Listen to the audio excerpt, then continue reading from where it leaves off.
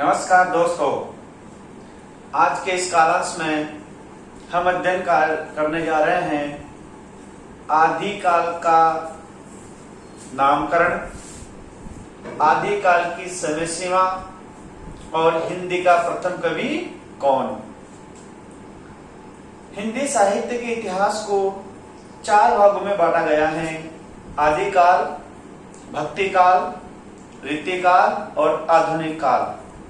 हमारा जो बीए पाठ प्रथम वर्ष है कोटा विश्वविद्यालय कोटा के अनुसार जो पाठ्यक्रम लगा हुआ है बीए पाठ प्रथम वर्ष में, उसमें आदिकाल और भक्तिकाल लगा हुआ है।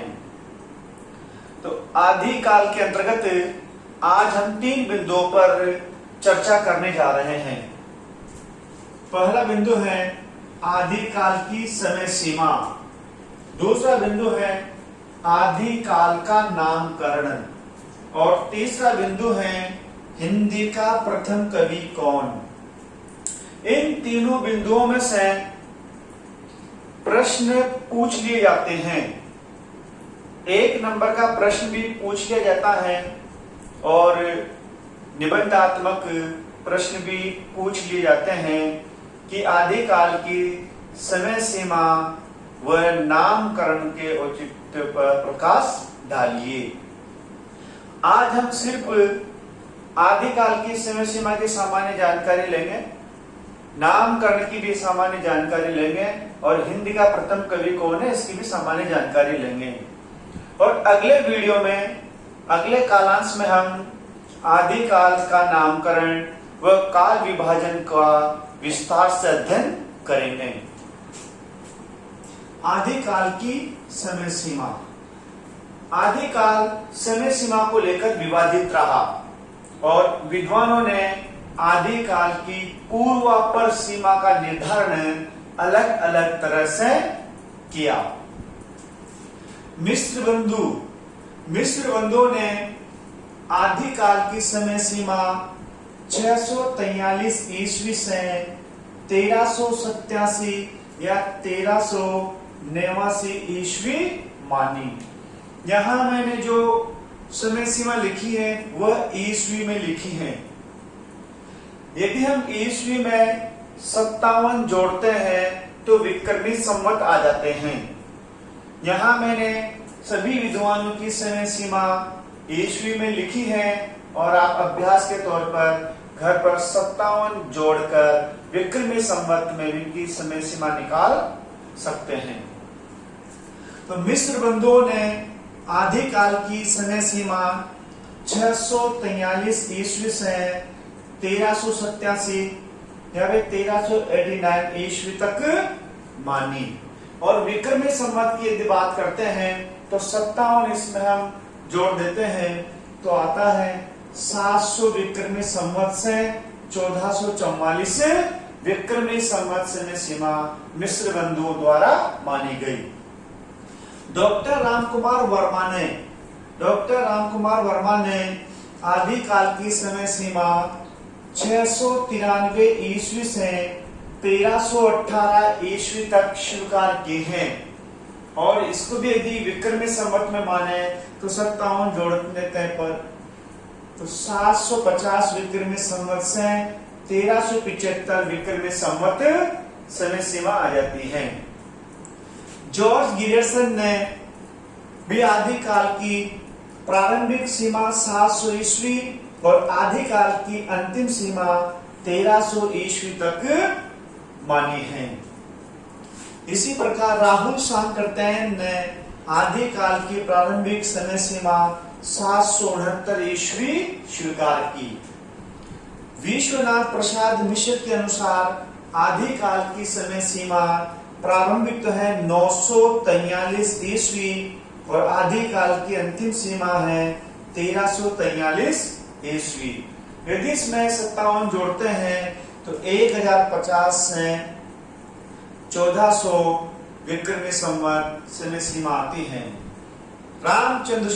आचार्य रामचंद्र शुक्ल ने आदिकाल की समय सीमा 993 ईस्वी से 1318 ईस्वी तक स्वीकार की। विक्रमी संवत की बात करते हैं तो 1050 से 1375 विक्रमी संवत तक इन्होंने आदिकाल की समय सीमा मानी। डॉक्टर श्याम सुंदर दास ने आदिकाल की समय सीमा 993 ईस्वी से 1343 ईस्वी स्वीकार की। हजारी प्रसाद द्विवेदी ने भी 1000 ईस्वी से 1400 ईस्वी तक आदिकाल की समय सीमा मानी। डॉक्टर गणपति चंद्र गुप्त ने 1184 ईस्वी से 1350 ईस्वी आदिकाल की समय सीमा स्वीकार की। और डॉक्टर नगेंद्र ने 7वीं शताब्दी के मध्य से 14वीं शताब्दी के मध्य तक आदिकाल की समय सीमा मानी है।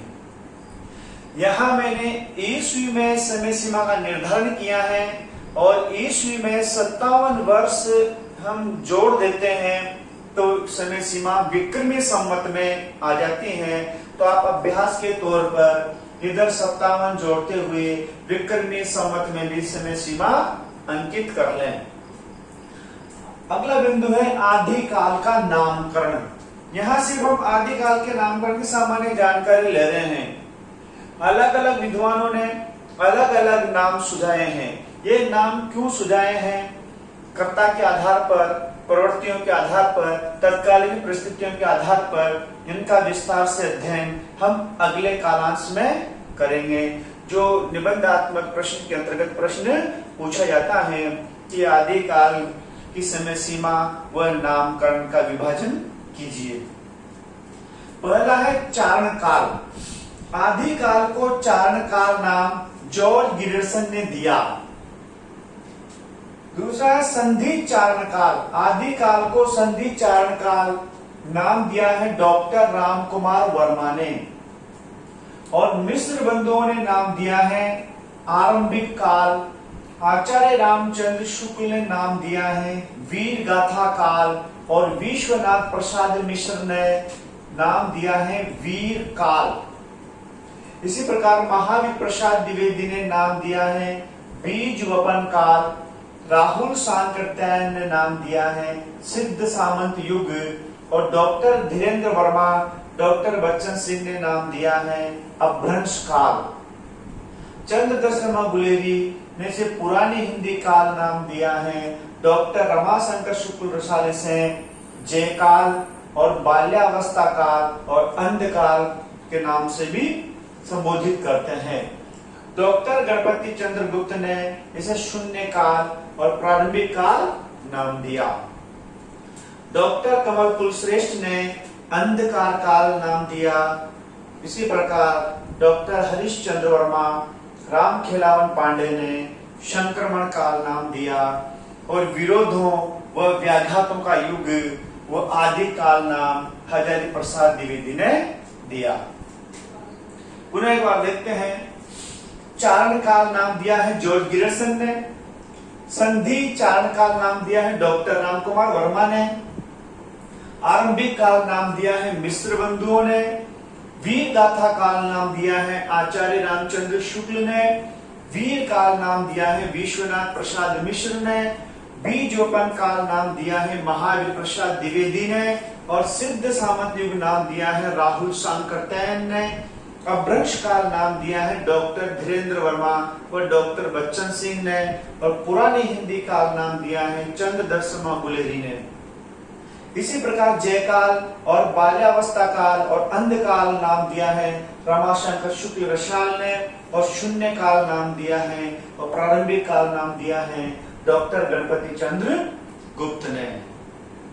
अंधकार काल नाम दिया है डॉक्टर कमल कुलश्रेष्ठ ने।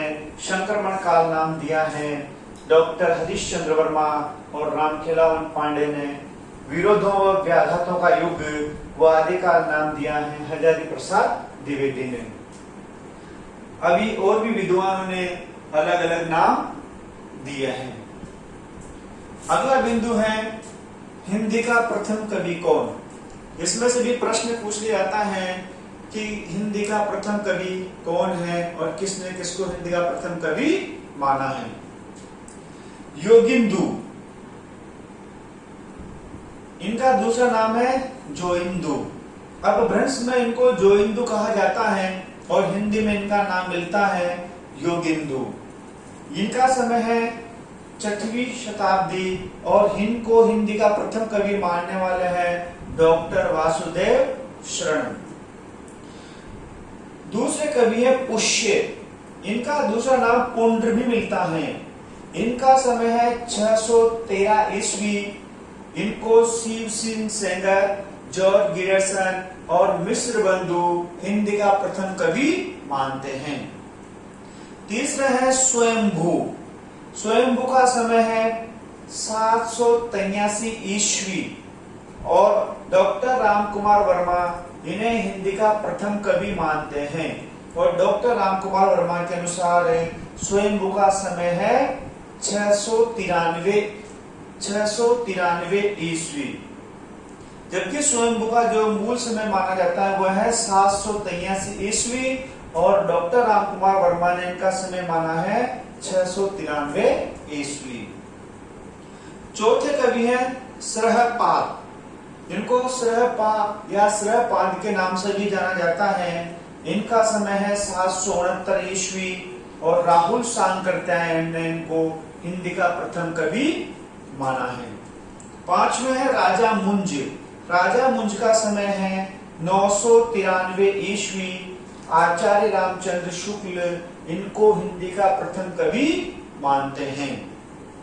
अगले कवि हैं शालिभद्र शूरी। शालिभद्र शूरी का समय है 1184 ईस्वी और इनको हिंदी का प्रथम कवि मानने वाले हैं डॉक्टर गणपति चंद्र गुप्त। अगले कवि हैं अब्दुल रहमान। अपभ्रंश में इन्हें अधमान के नाम से भी जाना जाता है और इनका समय है 12वीं शताब्दी और हजारी प्रसाद द्विवेदी अब्दुल रहमान को हिंदी का प्रथम कवि मानते हैं। आठवें है विद्यापति। विद्यापति का समय मिलता है 1352-1355। कहीं कहीं इसमें भ्रांतियां हैं, कहीं 1352 और कुछ विद्वान 1355 की समय सीमा मानते हैं और इनको प्रथम कवि मानने वाले हैं डॉक्टर बच्चन सिंह। तो इस प्रकार से हिंदी के प्रथम कवि कौन कौन से माने गए हैं? योगिंदु, पुष्य या पुंड्र, स्वयंभू, सरहपाद, राजा मुंज, शालिभद्र शूरी, अब्दुल रहमान, विद्यापति। अलग अलग विद्वानों ने अलग अलग को हिंदी का प्रथम कवि माना, लेकिन सर्वसम्मति से हिंदी का प्रथम कवि सरहपाद को माना जाता है और मानने वाले हैं राहुल सांकृत्यायन। इसी प्रकार से समय सीमा को लेकर भी विवाद है, लेकिन सर्वसम्मति से आदिकाल की जो समय सीमा स्वीकार की गई है वह है 1050 से 1375 विक्रमी संवत, जो आचार्य रामचंद्र शुक्ल ने दी है। इसी प्रकार से नाम को लेकर भी काल विवादित रहा और सर्वसम्मति से आदिकाल का जो नाम स्वीकार किया गया है वह है आदिकाल, और आदिकाल नाम दिया है हजारी प्रसाद द्विवेदी ने। और अगले कालांश में, अगले वीडियो में हम आदिकाल की भाषा, आदिकाल के छंद, आदिकाल की परिस्थितियां और आदिकाल की प्रवृत्तियों का विस्तार से अध्ययन करेंगे और आदिकाल का नामकरण और काल विभाजन का भी विस्तार से अध्ययन करेंगे। धन्यवाद।